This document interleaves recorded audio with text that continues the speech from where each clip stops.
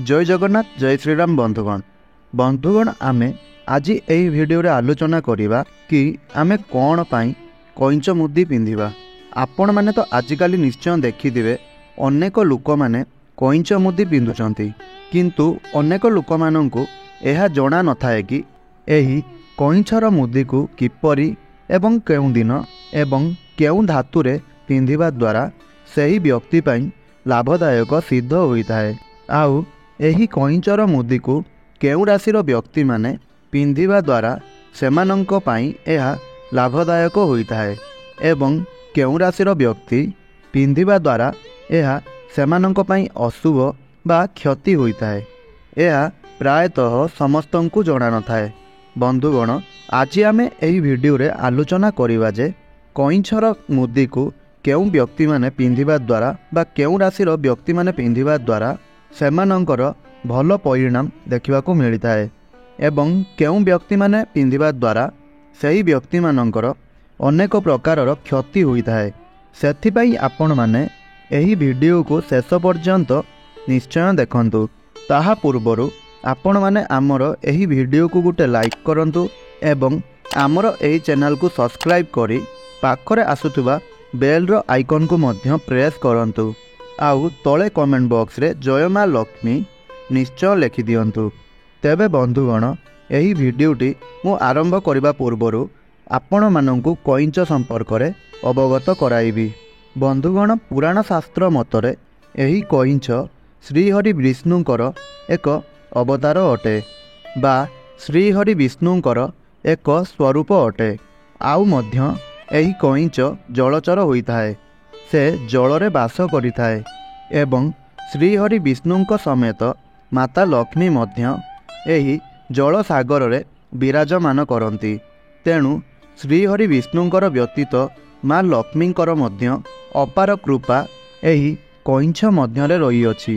तेणु एही कईंचर मुदी को आपण माने धारण करिबा द्वारा मनुष्य को धैर्य, शांति, शालीनता एवं विनम्रता प्राप्ति होइथाए एवं एही कईंचर मुदी को पिंधिबा द्वारा निजर शरीर रे एवं निजर घरे सकारात्मकता वृद्धि पाइथाए, जहा द्वारा मनुष्य धन ऐश्वर्यर अधिकारी मध्य होइथाए।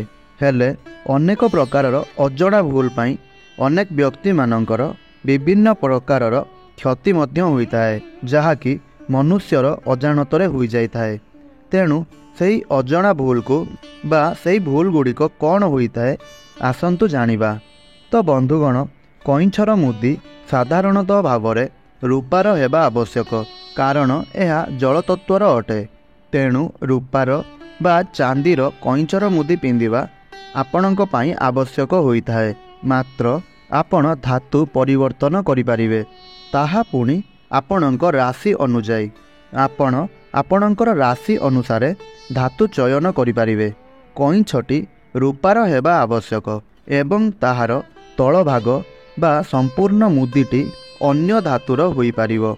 द्वितीय रे एही कईंचर मुदी को केवल आपणकर दक्षिण हस्तरे बा आपणकर डाहाण हातरे आपण माने धारण करिपारिबे। एहा नारी हुअन्तु अबा पुरुष हुअन्तु, दुहे एहाकू केवल डाहाण हातरे पिंधि पारिबे एवं एही कईंचर मुदी को केबे भी कनिष्ठा आंगुली, वृद्धा आंगुली एवं तर्जनी आंगुली रे पिंधिबा उचित होई नथाए। एहाकू केवल आपण माने मध्यमा किंबा अनामिका आंगुली रे धारण करि पारिबे। एहा छड़ा मेष राशि, सिंह राशि, धनु राशि एवं कुंभ राशिर व्यक्ति माने एहाकू पिंधिबा द्वारा सेमानंकु अनेक शुभफल प्राप्ति होइथाए।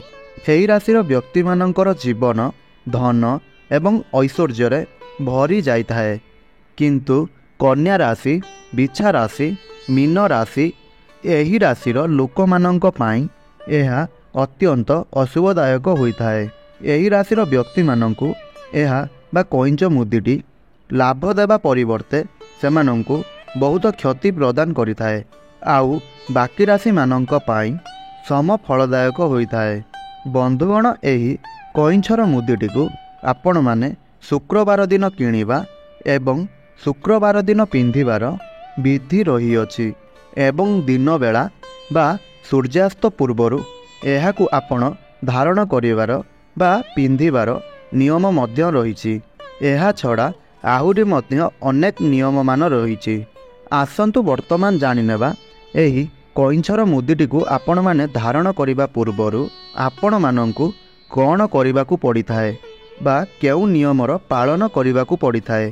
ବନ୍ଧୁଗଣ, ଏହି କଇଁଛର ମୁଦିଟିକୁ ଆପଣମାନେ ପିନ୍ଧିବା ପୂର୍ବରୁ ଗଙ୍ଗା ଜଳରେ ଭଲ ଭାବରେ ଧୋଇ ନିଅନ୍ତୁ ଏବଂ ଏହା ଉପରେ ବା ସେହି କଇଁଛର ମୁଦି ଉପରେ ଆପଣ ପଞ୍ଚାମୃତ ସିଞ୍ଚନ କରିଦିଅନ୍ତୁ।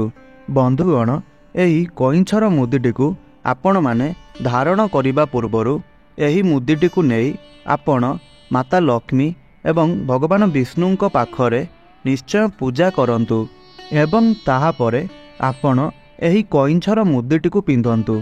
ଆପଣ ଏହିପରି କରିବା ଦ୍ୱାରା ପ୍ରଭୁ ଲକ୍ଷ୍ମୀ ନାରାୟଣଙ୍କର ଅସୀମ କୃପା, ଅସୀମ ଆଶୀର୍ବାଦ ଆପଣମାନଙ୍କୁ ପ୍ରାପ୍ତି ହୋଇଥାଏ, ଯାହାଦ୍ୱାରା ମନୁଷ୍ୟକୁ ଧୈର୍ଯ୍ୟ, ଶୀତଳତା, ଶାଳୀନତା, ବିନମ୍ରତା, ଏହା ସହିତ ଶାନ୍ତି ଏବଂ ଧନ ଐଶ୍ୱର୍ଯ୍ୟ ମଧ୍ୟ ପ୍ରାପ୍ତି ହୋଇଥାଏ। ଏହି କଇଁଛର ମୁଦିଟିକୁ ଶୁଦ୍ଧିକ୍ରିୟା ଆଦିରେ ପିନ୍ଧିବା ଦ୍ୱାରା ଏହା ଅଶୁଭ ହୋଇଯାଏ। ତେଣୁ ଏହା ପୂର୍ବରୁ ଆପଣ ଏହି ମୁଦିଟିକୁ କାଢ଼ି ଘରର ଠାକୁରଙ୍କ ପାଖରେ ଆପଣ ସେହି ମୁଦିଟିକୁ ରଖିନେବେ ଏବଂ ପୁଣି ଥରେ ପିନ୍ଧିବା ପୂର୍ବରୁ ବା ଧାରଣ କରିବା ପୂର୍ବରୁ ଆପଣ ସେହି ମୁଦିଟିକୁ ତା ଉପରେ ଗଙ୍ଗା ଜଳ କିମ୍ବା ପଞ୍ଚାମୃତ ପକାଇ ତାକୁ ଧୋଇ ନେବେ ଆଉ ତାକୁ ଶୁଦ୍ଧ କରି ପୁଣି ଥରେ ଆପଣ ପିନ୍ଧିପାରିବେ। ତ ବନ୍ଧୁଗଣ, ଆପଣମାନେ ଯଦି ଜ୍ୟୋତିଷ ଶାସ୍ତ୍ର ଏବଂ ଈଶ୍ୱରଙ୍କୁ ସଚ୍ଚା ହୃଦୟରୁ ଭକ୍ତି କରୁଥାନ୍ତି, ବିଶ୍ୱାସ କରୁଥାନ୍ତି, ତେବେ ଆପଣମାନେ ଏହି କଇଁଛର ମୁଦିଟିକୁ ନିଶ୍ଚୟ ଧାରଣ କରନ୍ତୁ। ଏବଂ ଯେଉଁ ବ୍ୟକ୍ତିମାନଙ୍କୁ ନିଜର ରାଶି ଜଣା ନାହିଁ, ସେହିଭଳି ବ୍ୟକ୍ତିମାନେ ଏହି ମୁଦିଟିକୁ ଧାରଣ କରନ୍ତୁ ନାହିଁ। ଅଥବା ଯଦି ଆପଣ ଏହାକୁ ଧାରଣ କରିଛନ୍ତି, ତେବେ 2ରୁ 3 ଦିନ ମଧ୍ୟରେ ଯଦି ଆପଣ କିଛି ବା କୌଣସି ପ୍ରକାରର ଅଶୁଭ ସୂଚନା ଆପଣ ପାଆନ୍ତି, ତେବେ ଆପଣ ଏହି ମୁଦିଟିକୁ କାଢ଼ି ଦିଅନ୍ତୁ ଅବା ମୁଦିଟିକୁ ଆପଣ ପିନ୍ଧିବା ପୂର୍ବରୁ ଶୋଇବା ସମୟରେ ନିଜର ମୁଣ୍ଡ ପାଖରେ ରଖି ଶୋଇଯାଆନ୍ତୁ। ଏପରି 2ରୁ 3 ଦିନ ମଧ୍ୟରେ ଯଦି ଆପଣ ଭୟଙ୍କର ସ୍ୱପ୍ନ ଦେଖନ୍ତି, ତେବେ ଆପଣ ଏହାକୁ ଅଶୁଭ ମାନି ଏହି ମୁଦିଟିକୁ ଆପଣ ଆଉ ଧାରଣ କରନ୍ତୁ ନାହିଁ। ତେବେ ବନ୍ଧୁଗଣ, ଏହା ତ ଥିଲା କଇଁଛ ମୁଦି ବିଷୟରେ କିଛି ମହତ୍ତ୍ୱପୂର୍ଣ୍ଣ କଥା, ଯାହାକୁ ଆପଣମାନେ ଜାଣିବା ବହୁତ ଜରୁରୀ ଅଟେ। ତେବେ ବନ୍ଧୁଗଣ, ଆପଣମାନଙ୍କୁ ଯଦି ଏହି ଭିଡ଼ିଓଟି ଭଲ ଲାଗିଥାଏ, ତେବେ ଆପଣମାନେ ଆମର ଏହି ଭିଡ଼ିଓଟିକୁ ଲାଇକ୍ କରନ୍ତୁ ଆଉ ତଳେ ଥିବା କମେଣ୍ଟ ବକ୍ସରେ ଜୟ ମା ଲକ୍ଷ୍ମୀ ଅବଶ୍ୟ ଲେଖନ୍ତୁ। ଆଉ ଆମର ଏହି ଭିଡ଼ିଓଟିକୁ ଆପଣଙ୍କର ସାଙ୍ଗସାଥି କିମ୍ବା ପରିବାର ସଦସ୍ୟମାନଙ୍କ ମଧ୍ୟରେ ନିଶ୍ଚୟ ସେୟାର କରନ୍ତୁ, ଯାହାଫଳରେ ସେମାନେ ମଧ୍ୟ କଇଁଛ ମୁଦି ସମ୍ପର୍କରେ ଏହି ଗୁରୁତ୍ୱପୂର୍ଣ୍ଣ ତଥ୍ୟ ଜାଣିପାରିବେ। ଆଉ ମଧ୍ୟ ଆପଣମାନେ ଯଦି ଆମର ଏହି ଭିଡ଼ିଓଟିକୁ କିମ୍ବା ଆମର ଏହି ଚ୍ୟାନେଲଟିକୁ ପ୍ରଥମ ଥର ପାଇଁ ଭିଜିଟ୍ କରୁଛନ୍ତି, ତେବେ ଏହିପରି ଭିଡ଼ିଓ ପ୍ରତିଦିନ ଦେଖିବା ପାଇଁ ଆପଣମାନେ ଆମର ଏହି ଚ୍ୟାନେଲଟିକୁ ନିଶ୍ଚୟ ସବସ୍କ୍ରାଇବ୍ କରନ୍ତୁ ଆଉ ପାଖରେ ଆସୁଥିବା ବେଲ୍ର ଆଇକନ୍କୁ ପ୍ରେସ୍ କରି ଅଲ୍ରେ ସିଲେକ୍ଟ କରନ୍ତୁ, ଯାହାଫଳରେ ଆମେ ଅପଲୋଡ଼ କରୁଥିବା ପ୍ରତିଦିନର ଭିଡ଼ିଓ ଆପଣଙ୍କ ପାଖରେ ସର୍ବପ୍ରଥମେ ପହଞ୍ଚିପାରିବ। ତେବେ ବନ୍ଧୁଗଣ, ଆପଣମାନେ ଆମର ଏହି ଭିଡ଼ିଓଟିକୁ ଶେଷ ପର୍ଯ୍ୟନ୍ତ ଦେଖିଥିବାରୁ ବହୁତ ବହୁତ ଧନ୍ୟବାଦ। ଜୟ ଶ୍ରୀରାମ, ଜୟ ଜଗନ୍ନାଥ।